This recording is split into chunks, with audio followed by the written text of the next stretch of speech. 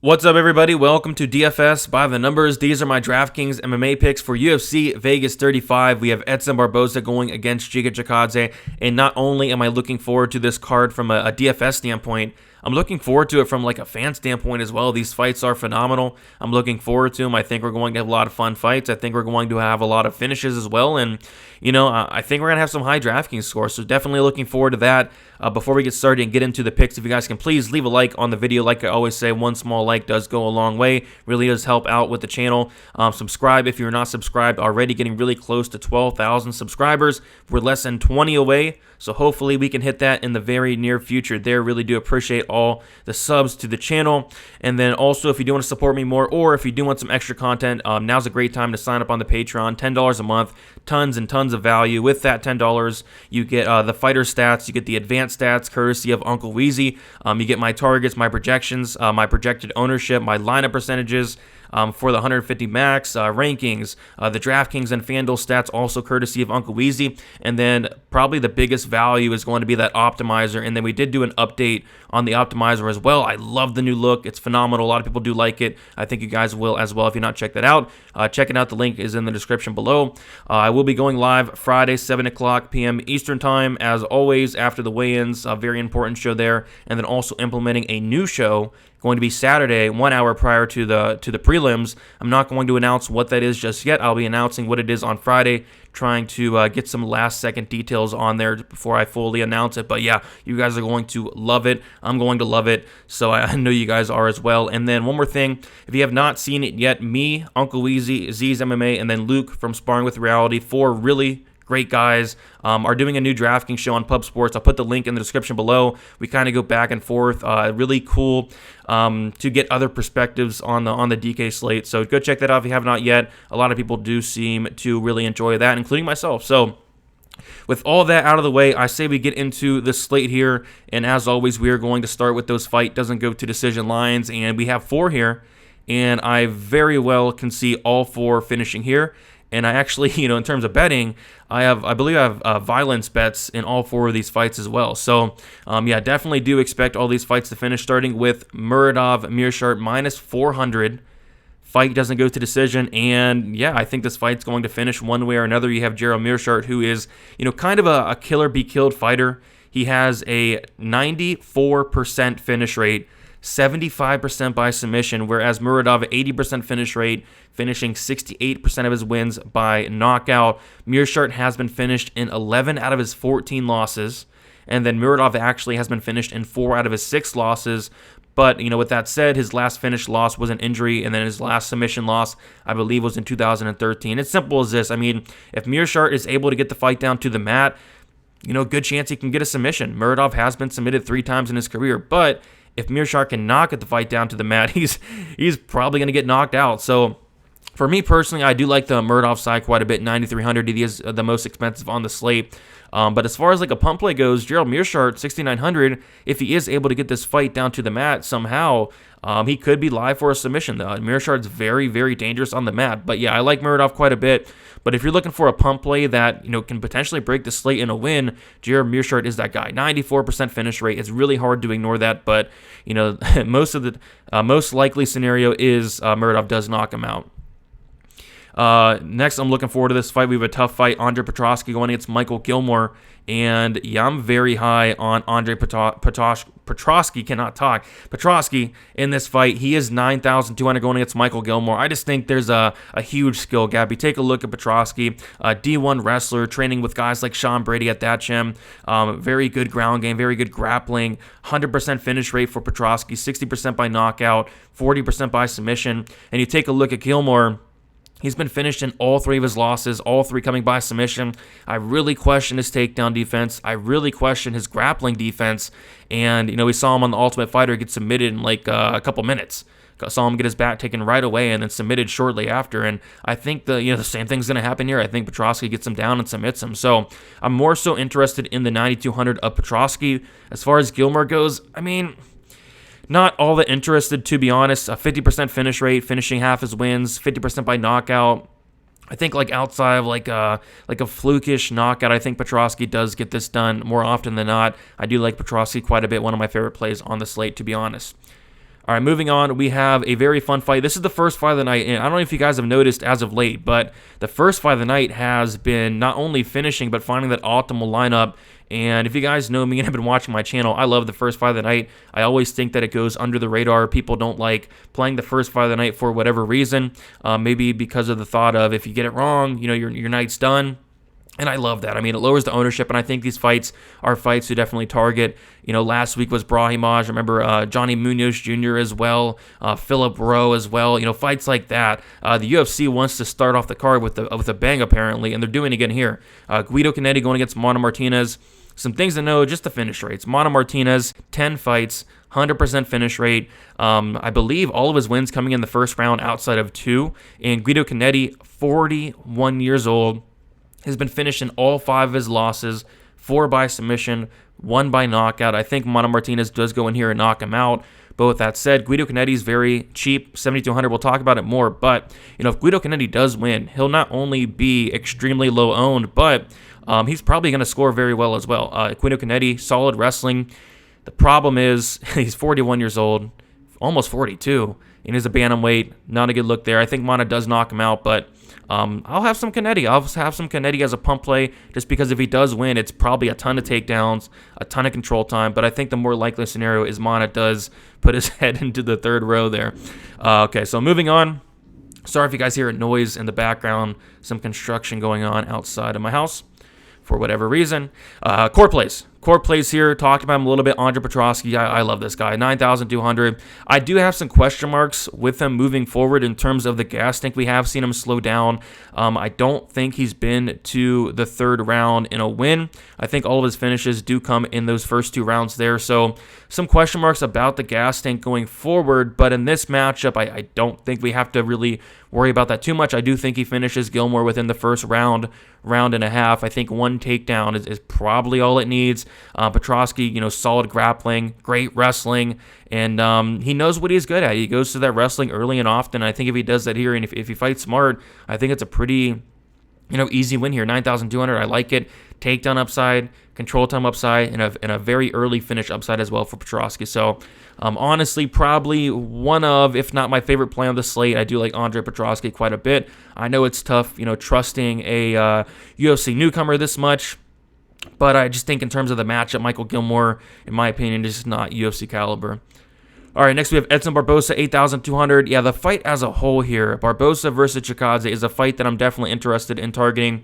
I think someone's getting finished here. I think it's going to be more so of Giga early or Barboza late. We have seen Chikadze slow down as the fight goes on. We've seen him drop multiple third rounds in the UFC. Jamal Emmers actually outlanded Giga like 32-13, and if you slow down in the third round against Edson Barboza, you're going to be in big trouble, especially considering this is like a 5-round fight, right? So I like Barboza here. I think if anybody was to grapple in this fight, it would be Barboza. Not saying he's going to, but I think that, it could be a path to victory there. I believe Barboza is a black belt in BJJ. I do like Barboza here personally, but I'm completely aware that Giga is going to be very live in those first, 2.5 rounds for a KO there. But yeah, I think Barboza breaks Giga over the course of 5 rounds and eventually does find a finish there. So I'm personally on the Barboza side, but can't argue that Giga's a bad play. I don't think he is. I think both sides are solid here, but I'm personally going to be higher on Barboza. All right, next we have an underdog here. So there are phenomenal plays in the 9K range. You have Andre Petrosky, Mana Martinez, guys like that. Even, JJ Aldrich should do very well also. Makhmud Muradov should do very good. So we need some underdogs here. We need some value. And, one that really stuck out to me is Brady Highstand, 7,500. And, I'm not necessarily picking him to, win outright, but I think there's a ton of value here. 7,500. What I like about Brady is he's very tough. And he knows what he's good at. He goes to his bread and butter very early and very often. And Ricky Tercios, he can be taken down. I've seen him taken down multiple times in multiple fights. Both guys are brown belts in BJJ. Brady training with guys like Michael Chiesa, very good grappler. And he's very young, 22 years old as well. And, if Brady does win this fight, he's going to score very good. This fight as a whole is going to be very high-paced, tons of wrestling, tons of grappling, and that's going to be initiated by Brady. I have concerns about the cardio of Brady, especially going to be pushing a pace on somebody like Ricky. But again, if Brady does win, he's going to get tons of takedowns, tons of control time. At 7,500, I think he scores very well. So, kind of like an upside play here with a ton of value. I think the line should be just a little bit closer. 7,500, I'm willing to take some shots on Brady because if he does win, I feel like he's going to put up a phenomenal score. I think Brady's very good. I also think Ricky's very good, but I just think with the style of Brady going after takedown after takedown after takedown, I think there's a ton of upside there. And then we'll finish off the core plays with Mana Martinez, 9,000.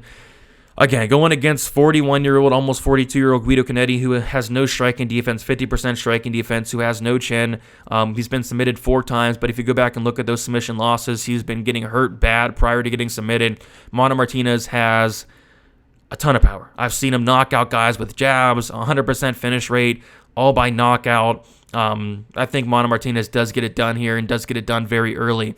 So, like I mentioned earlier, Guido Canetti can potentially push a wrestling heavy pace here. I've seen Mana Martinez taken down and stuck on his back, but Guido Canetti does slow down as the fight goes on. I don't think he has the best cardio at all. I've seen him, gas out in the second round before, and I just think eventually Mana Martinez is going to find a knockout, whether it is early or whether it is, late. I think, he has the power to just put out the 41-year-old Canetti's lights here.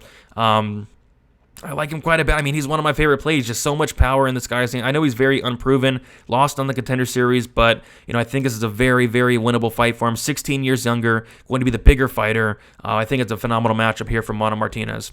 So give me Mana at 9K. Going to have quite a bit of him, quite a bit of Petrosky. Those are my 2 favorite plays in the 9K range, but we'll talk about a couple other ones that I do like in that 9K range as well. Very stacked 9K range this week for sure. Speaking of the 9K range, Makhmud Muradov, we got our GPP plays here, our tournament plays, and Muradov is 9,300. And yeah, so I more so do like the Mana Martinez side here and the Petrosky side. Petrosky because he's going to have the takedown upside, and Mana because he's going to have the early knockout upside. Makhmud Muradov, I believe both of his finishes have come in that 3rd round. So, he has a ton of power. I think he's going to give Meerschaert a ton of problems here. Very, very good takedown defense. I went and watched, 14, 15 fights of Makhmud Muradov just to see, how's his takedown defense. Can he be taken down? And I literally did not see anybody take him down. I saw him get reversed at one point. I saw him on his back once, but he was able to get up right away. Actually has a pretty solid ground game himself, but he's not going to want to, go on the ground with Jaron Meerschaert here. Just a very, very strong guy, and he's very good. The striking is phenomenal. He's going to have a massive speed advantage, massive athletic advantage here, and I think there's a very good chance that he does put out Meerschaert's lights. It's just, he's not going to have any wrestling upside. And I don't know if he's going to get that knockout early. He's kind of a slow starter. He kind of, gets going as the fight goes on, and we see a lot of his finishes come later in the fight. So if he does get like a 2nd round knockout, a 3rd round knockout, I don't know if he outscores a guy like Mana Martinez, who probably gets a 1st round knockout, or, Petrosky, who probably gets a 1st round submission. So I do like Makhmud Muradov quite a bit. I'll have a lot of them, but I do like some other guys around him just a little bit more. But I think it's a phenomenal play. Kevin Lee, 8,500. Yeah, I think this fight as a whole, Kevin Lee versus D-Rod is going to score pretty well. You have Kevin Lee who, taking a big step down in competition to say the least, fighting guys like Charles Oliveira, Rafael dos Anjos, going against Daniel Rodriguez here. And, I'm personally picking Daniel Rodriguez because I do think he can present some problems here, but Kevin Lee, if he does win, he's going to be putting on a wrestling heavy pace, and it's going to score very good. Kevin Lee does average 3.21 takedowns per 15 minutes with a 43% takedown accuracy, and that is against the best of the best competition. D-Rod, very good takedown defense, very good ground game in his own right, 83% takedown defense, but he hasn't fought Kevin Lee. So this is a fight where, Kevin Lee taking a big step down in competition, going from Charles Oliveira, his last fight, Daniel Rodriguez taking a big step up in competition, going from Preston Parsons in his last fight. But with that said, Kevin Lee is coming up a weight class. I don't like that, going against the bigger D-Rod here. Kevin Lee also coming off of 2 major injuries as well. I don't like that. But if this is one of those fights where, it's a levels fight and, Kevin Lee has, fought in the better competition and Kevin Lee does win, I do think it scores very well. Takedowns, control time. So yeah, 8,500, I don't hate that as a tournament play. I think it has that tournament upside. Takedowns, control time. Don't think he finishes D-Rod, but in a decision, I think it could score pretty well if he does indeed win.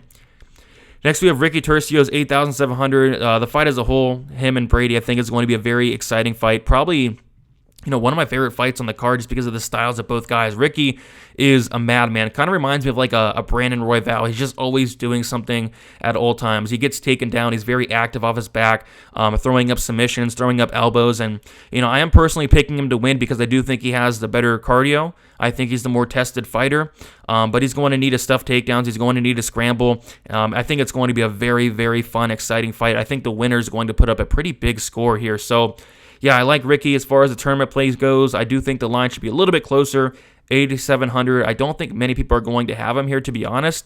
So if he does win, expect a ton of volume. Maybe he can, get a takedown later in the fight as well. He has a pretty solid ground game as well. Brown belt, also as is Brady. So yeah, I like Ricky here as far as the tournament play goes. Solid play there. The fight as a whole is going to score really well, I think. And then Alessio Di Chirico, 8,900. I don't love this play, but if Jacob Malkoun is taking down Abdulrazak Al-Hassan 9 times, I think that Alessio Di Chirico very well can do the same. So Di Chirico, kind of a low volume guy, 3.3 significant strikes per minute, but people don't really understand this, but he's a finisher himself. A lot of people are picking Di Chirico to win by decision. About an 80% finish rate for Alessio Di Chirico. Abdulrazak Al-Hassan, a 100% finish rate as well. We did see Al-Hassan get knocked out by Chaos Williams, and I think Di Chirico is very live for a finish here. Takedown upside, control time upside. Again, if Jacob Malkoun is dominating you, I think that Di Chirico, a much better fighter in my opinion, can do the exact same thing. If I was Di Chirico, I'd go for a takedown in the first round there, early and often, and get it to the second round because for one, Al-Hassan has not won a fight outside of the first round, and for two, slow him down a little bit, and I think eventually Alessio Di Chirico is going to find a finish, whether it is in the second round or the third round here. So I do like Alessio. But to be honest, I do like guys like Muradov more. I do like guys like Petrosky more. I do like guys like Mana Martinez more. But I think Alessio Di Chirico does have some pretty solid upside. I'm not exactly sure how much Jacob Malkoun scored against Al-Hassan, but I do remember that it was like a crazy score. And if Jacob Malkoun, who I personally don't think is UFC caliber, can absolutely wipe the floor with Al-Hassan, I think Di Chirico can as well. So, but of course, Al-Hassan has that the fight-changing power. If Al-Hassan wins, it's going to be in the first round. But yeah, give me Di Chirico as far as the tournament play goes. All right, getting into our live dogs, Danny Rodriguez talked about a little bit of the points why I do not mind D-Rod as a live dog here. Couple of them being he's going to be the much bigger fighter. This is going to be, I believe, Kevin Lee's second fight at 170. Kevin Lee did fight Rafael dos Anjos, but dos Anjos, I believe, is like 5'9". D-Rod's 6'1", so Kevin Lee is going to be fighting the much bigger fighter here.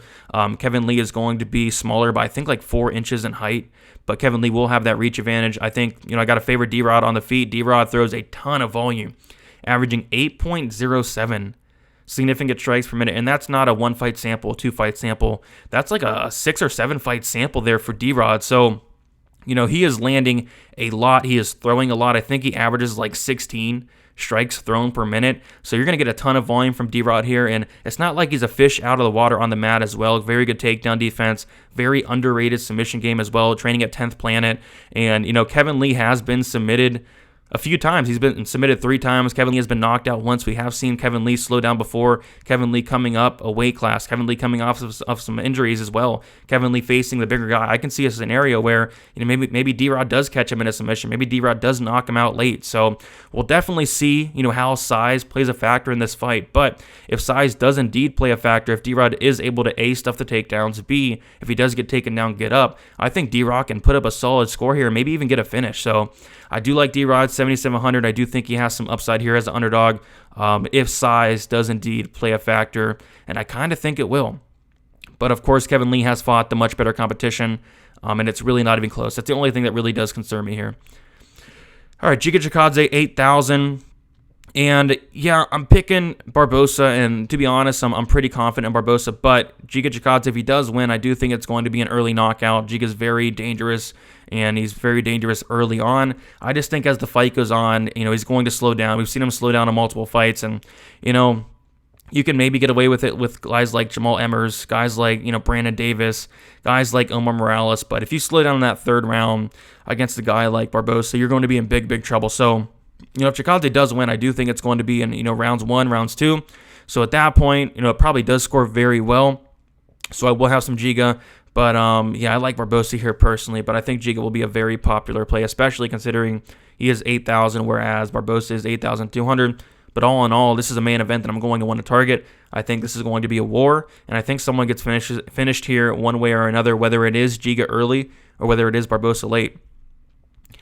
Sam Alvey, 7,800. Yeah, he hasn't won in forever. He hasn't won, I think, since like 2018 on like a 6-fight losing streak. Had that one draw, but this is a very winnable matchup for him. And Wellington Turman, coming off of 2 knockout losses, brutal knockout losses. Andrew Sanchez just got knocked out about 2 months ago by, I believe it was Silva as well, and brutal knockout loss. I think he's coming back a little bit too early there, right? Like less than 2 months, I believe.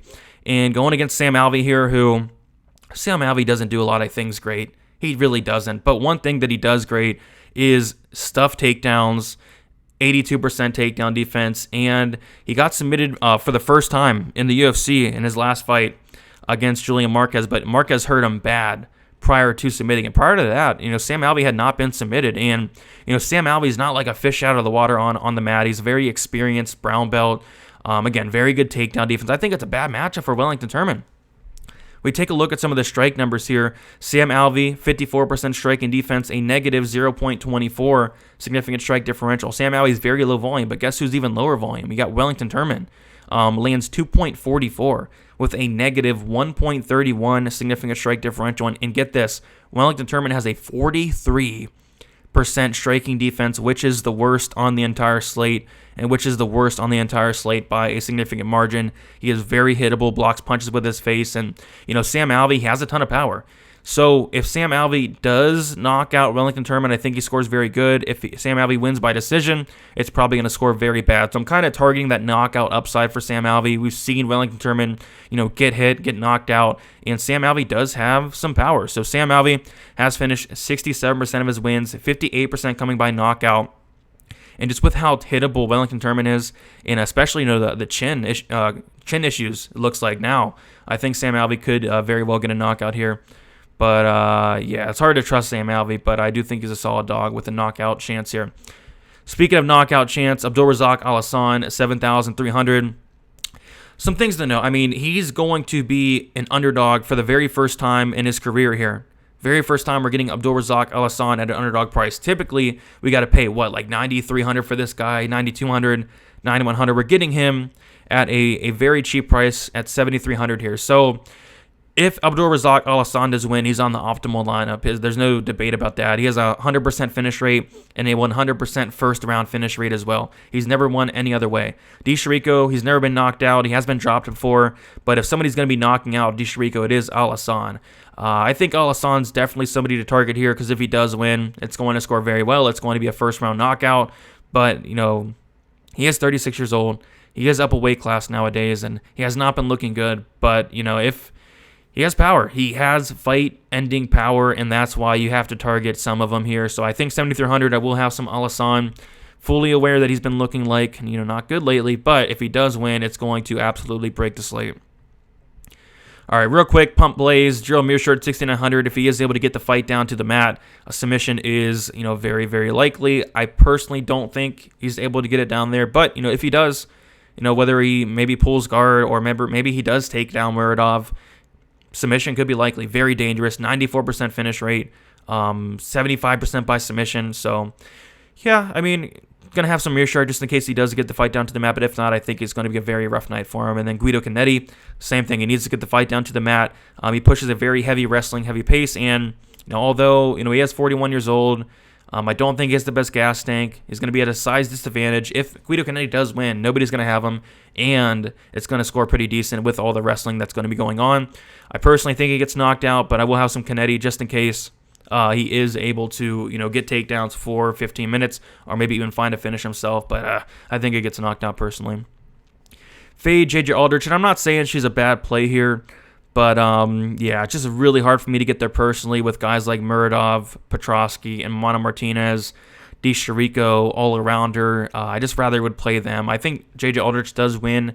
I think she does win pretty handily, but she has a 20% finish rate by knockout. She hasn't had a finish in forever. Demopoulos, very tough, never been finished. So I think JJ does win a decision here. Probably not much grappling takedowns. I'd hope she wouldn't take down Demopoulos. But yeah, she probably does win a decision here. Probably doesn't score all that great compared to the guys up top. So not going to have much Aldrich personally.